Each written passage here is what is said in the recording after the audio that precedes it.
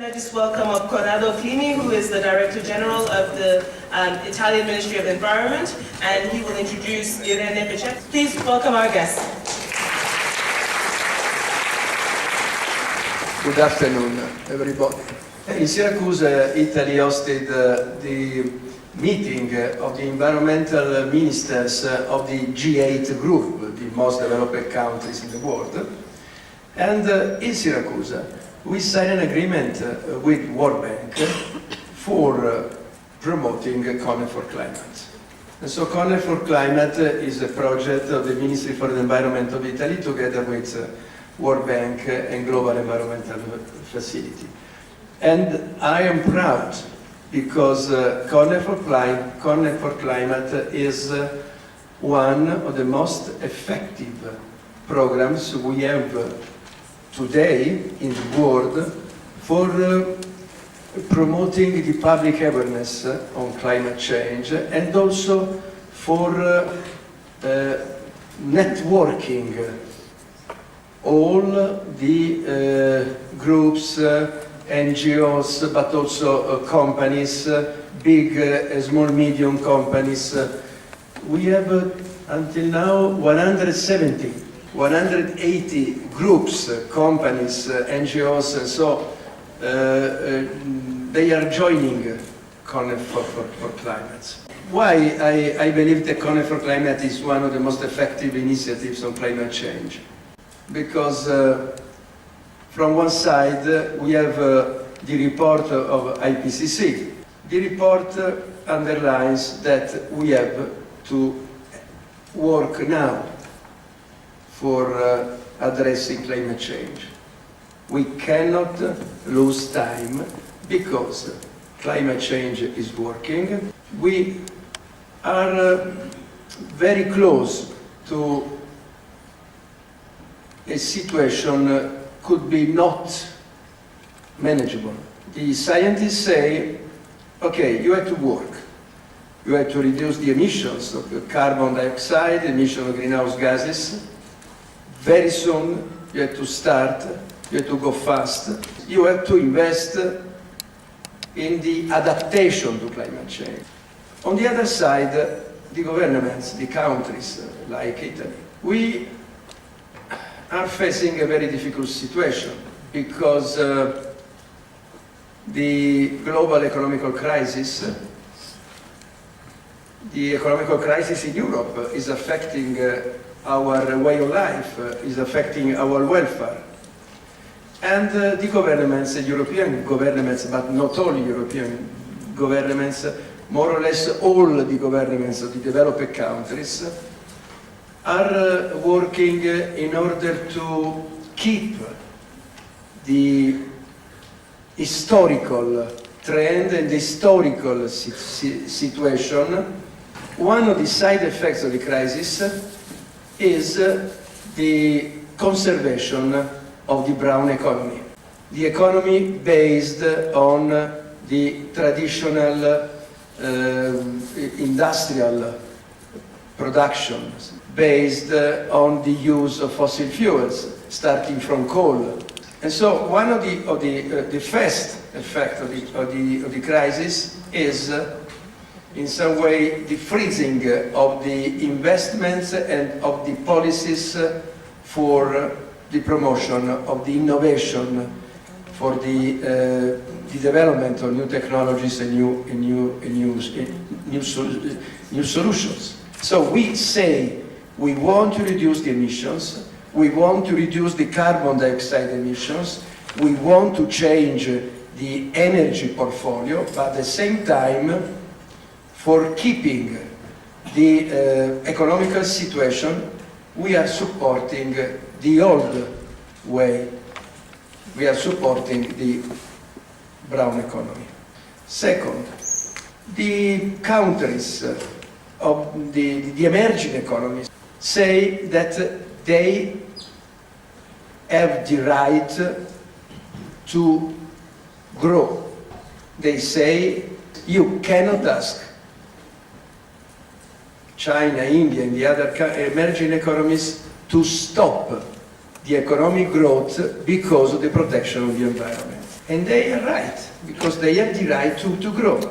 But if the economies of China, India, and the other countries will continue to grow using the traditional infrastructures, the traditional fossil fuels, we know that the emissions at global level will continue to grow.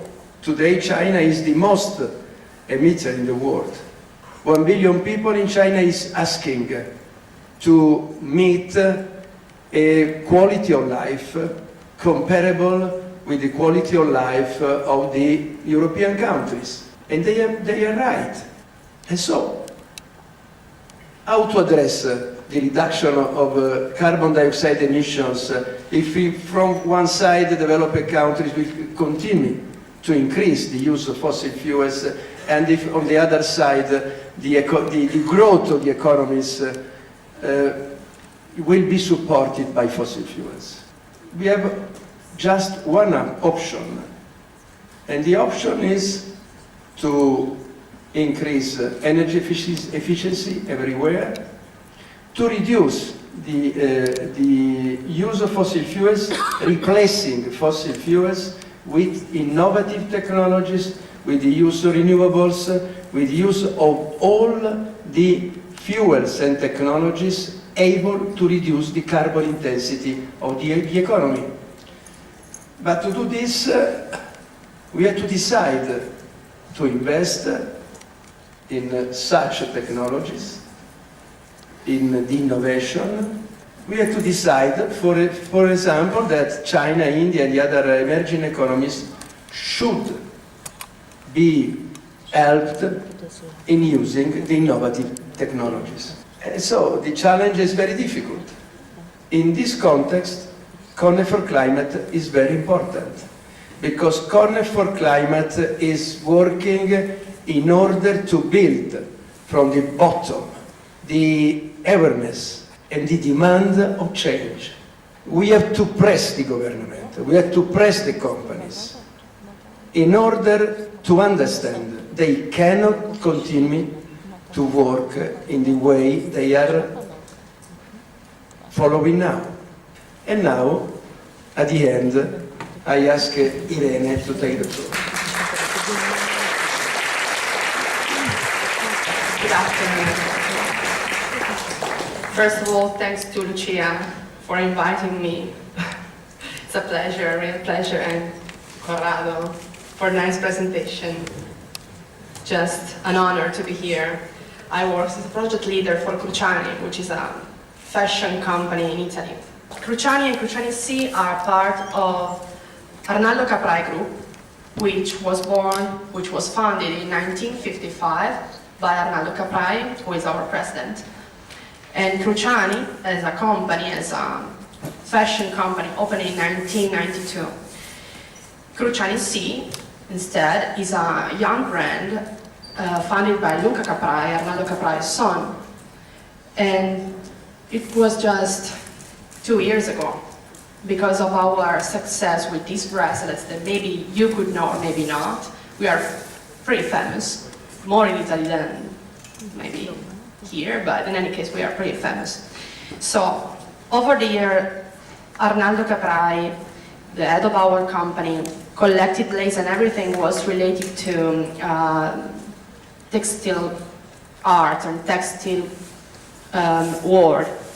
And now he owns the largest collection of laces and textile arts. Now you can see here behind the picture of the first bracelet. It was made for the anniversary of the unification of Italy.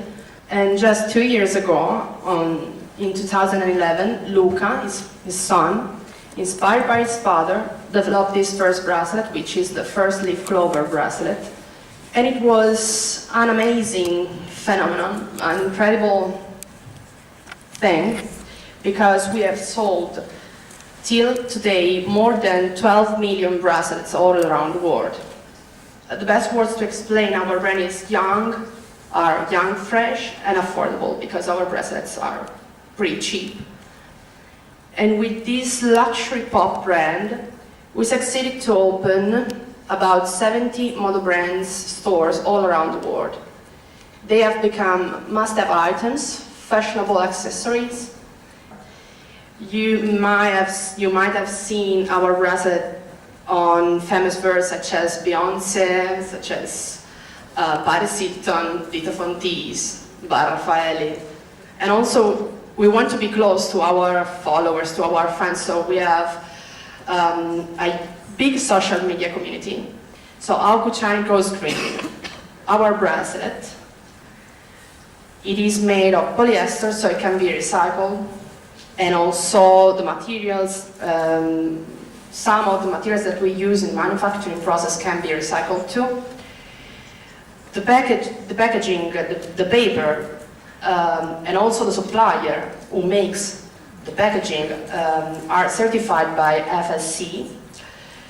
As Corrado says, we joined as a brand, as a fashion brand, the program this year, the environmental footprint program promoted by the Environment Ministry.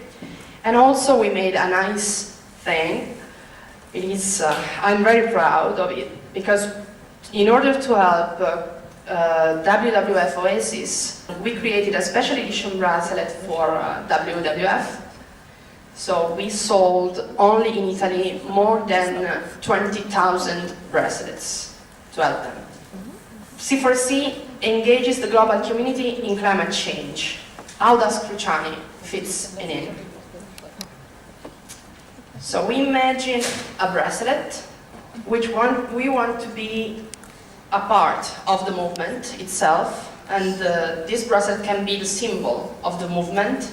We think that this bracelet can be a great way to communicate, and it can be a vehicle, a symbol of the movement, and to communicate a message of change, and in order to improve and to spread a message and to improve the awareness all around the world about climate change. We are going to give as a present to C4C a good amount of bracelets so they can be used in all the events, and also we are going to endorse some VIPs and social leaders and opinion leaders, and everybody wants to know what is that. And so we are really very proud to support C4C with our bracelet for that really important cause. So if you start on speaking with your parents, with your friends about climate change, this is a good way, a nice way. So thank you.